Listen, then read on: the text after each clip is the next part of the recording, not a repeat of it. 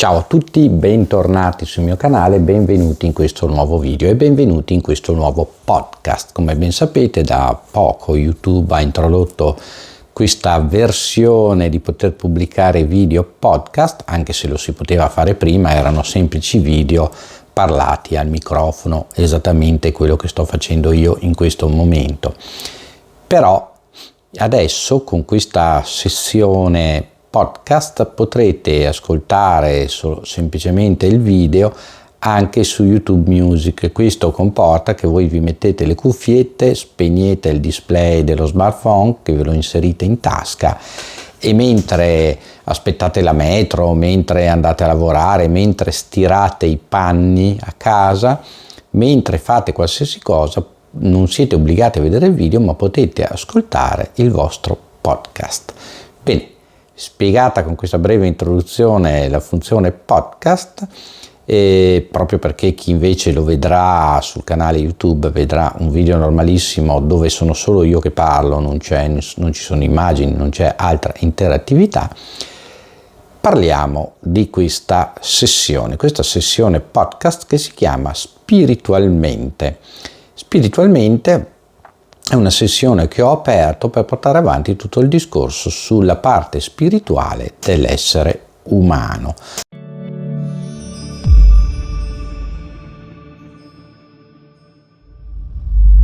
Sull'anima, sulla coscienza, chiamatela un po' come volete. Che l'essere umano abbia un qualcosa in più è ormai, per quello che mi riguarda, un dato di fatto. Molte cose abbiamo visto su questo mio canale, appunto abbiamo visto come la CIA si è interrogata e ha attivato esperimenti per poter utilizzare uno stato di coscienza più alto, una espansione di coscienza per poter per esempio fare spionaggio.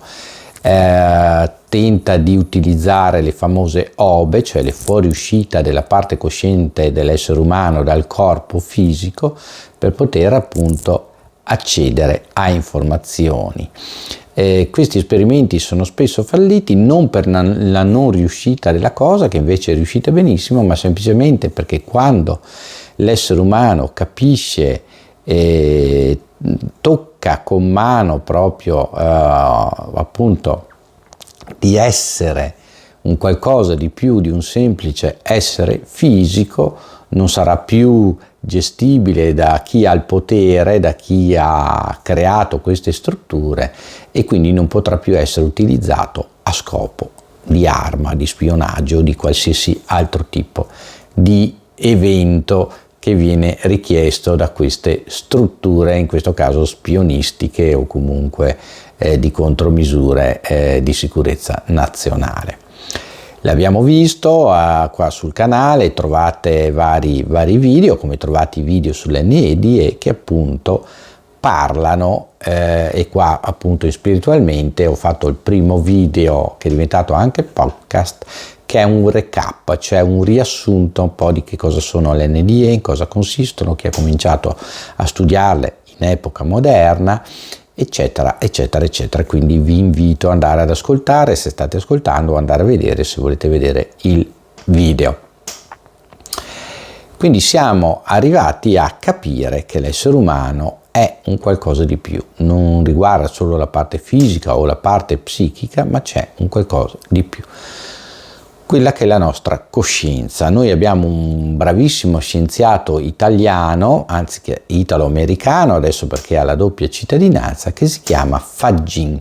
Fagin è è l'inventore del microchip. Lui e il suo staff tra gli anni 60 e gli anni 70 inventarono il microchip, il primo microprocessore. Lui stesso, che è appunto uno scienziato che quindi si studia e si interessa di cose tangibili, ha fatto uno studio sulla propria coscienza, sulla propria anima. Questo è dovuto al fatto che un po' di anni fa gli era stato commissionato appunto di poter progettare un'intelligenza artificiale che non sia come quelle che vediamo oggi, che sono preprogrammate, che veramente sono diventati eccezionali. Un po' vediamo anche gli assistenti dei nostri smartphone, no? Quando noi chiediamo qualcosa ci riportano una notizia, ci mandano un messaggio, ci accendono la lavatrice, cioè fanno un sacco di cose, però si ferma lì. Quindi per poter andare oltre e cercare di avere un'interazione come quella umana, si presume che l'intelligenza artificiale deve avere una propria coscienza. Fagin, pur con gli strumenti limitati, perché non ci sono strumenti scientifici oggi che possono comprovarci come dire, della nostra coscienza, della nostra anima, ha cercato tutti i sistemi scientifici per poterlo fare, arrivando all'unica soluzione che era l'introspezione, quindi cercare all'interno di sé questa cosa che si chiama coscienza, arrivando a determinare che la coscienza, o lo stato di coscienza che dir si voglia, o l'anima, come volete chiamarla, è una virtù a sé stante, cioè è una cosa che ha vita propria, che a suo parere, che è lo stesso parere che abbiamo visto del cardiologo rianimatore del suo staff Pim Van Lommel quando ha studiato l'NDE, non fa parte del cervello umano. Quindi a differenza di quello che fino adesso la scienza ha sempre creduto, anche Fagin ritiene che sia una virtù a sé stante, quindi un'entità a sé stante che si interfaccia ovviamente col cervello umano, ma qualora il cervello si rompesse, avesse dei malfunzionamenti, non è più in grado di interagire col mondo fisico. E lui è riuscito attraverso alcuni parametri scientifici a dare una certa consistenza a questa teoria, ovviamente con i limiti, visto che non esistono possibilità di fare controprove in laboratorio di quanto stiamo dicendo. Allora sta cercando appunto di formulare delle equazioni, delle tecniche, delle cose che possano dimostrare questo. Ecco qua che abbiamo già svelato un po' quello che è il racconto delle cose di questa sera, cioè parliamo finalmente dello spirito umano. Lo possiamo chiamare spirito, lo possiamo chiamare coscienza, lo possiamo chiamare anima, ognuno lo chiami come più gli piace. Fatto sta che questa virtù che l'essere umano ha, questa virtù che sopravvive alla morte fisica, come abbiamo visto con l'NDE, e che ci permette quindi di continuare a vivere, sia anche in forma diversa da quella che noi siamo abituati a valutare appunto come terrestri. Perché, come dicono alcuni grandi santi della storia dell'umanità, noi non siamo esseri fisici che fanno qualche esperienza spirituale, ma siamo esseri spirituali che fanno esperienze fisiche. Questo deve essere ben chiaro. Come possiamo noi apprezzare questa parte spirituale? A volte l'apprezziamo con dei soni particolari, che in gergo vengono chiamati soni lucidi, cioè quando il nostro cervello entra in quiescenza proprio perché è nello stato di sonno, e quindi la maggior parte delle funzioni sono delegate al sistema simpatico o parasimpatico, cioè che lavora in maniera autonoma e il cervello si spegne, allora la nostra parte cosciente, la nostra anima, è più libera di interagire con il tutto e ci porta ad avere alcune esperienze particolari. Un'altra cosa che noi possiamo provare è che certe persone riescono ad espandere questo stato di coscienza in maniera autonoma e quindi a percepire le cose al di fuori di quelli che sono i sensi fisici e umani. Quindi a sentire se in una stanza adiacente c'è una persona, a sentire se questa persona è di buon o cattivo umore, quindi a percepire diverse cose. E alcuni riescono anche a captare oggetti a distanza. Questo è proprio possibile a questa parte intangibile, invisibile dell'essere umano, che però ne è una virtù specifica. Ovviamente, scusate il colpo di tosse, ovviamente queste cose possono essere verificate solo se ognuno di noi, attraverso un percorso spirituale, attraverso un percorso personale, di autodeterminazione, ma anche di presa di coscienza, riesce piano piano a vivere alcune di queste esperienze. Altrimenti non c'è una metodica scientifica, come dicevamo oggi, comprovata, che possa darci queste indicazioni, che possa darci queste prove, chiamiamole così, scientifiche. Siamo agli albori comunque dell'era moderna, in cui finalmente questa cosa della coscienza, dello spirito, dell'anima non fanno più parte solo della fronda religiosa, diciamo così, o della fronda, oppure non sono più materia solo della religione o della filosofia, ma diventano anche materia scientifica o materia umanistica. E soprattutto finalmente siamo liberi di comprendere che possiamo appropriarci di questa nostra virtù, di questa nostra capacità.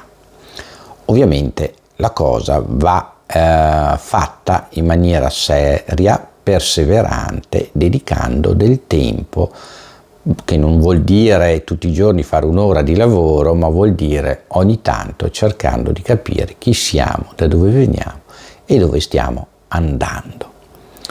Bene, per questa sera o per questa giornata, a secondo di quando ascolterete questo podcast o guarderete questo video, spiritualmente finisce qua. Ovviamente ci rivedremo in un'altra puntata.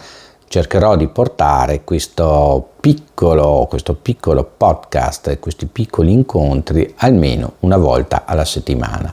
Alcuni incontri saranno brevi, di pochi minuti, alcuni incontri saranno molto lunghi, a secondo del tema che andremo a trattare. Siccome spiritualmente vuole essere un angolo in cui ci incontriamo proprio per questo percorso spirituale,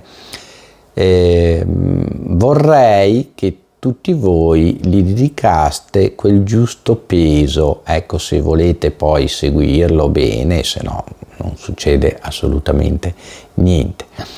E vorrei che lo prendeste proprio come un incontro tra amici in cui discutiamo di questa parte ancora intangibile e ancora non profondamente conosciuta dell'essere umano. Spiritualmente nasce proprio per questo, come un colloquio con voi, non come faccio sul mio secondo canale, Il Pirata, che vi invito di venire a vedere, di venire a scoprire e di iscrivervi. Trovate sempre il link in descrizione, sempre in tutti i miei video, dove ho un rapporto con alcuni di voi, nel senso con chi è venuto sul Pirata, un rapporto meno distaccato, meno da insegnante, ma più a viso come tra amici.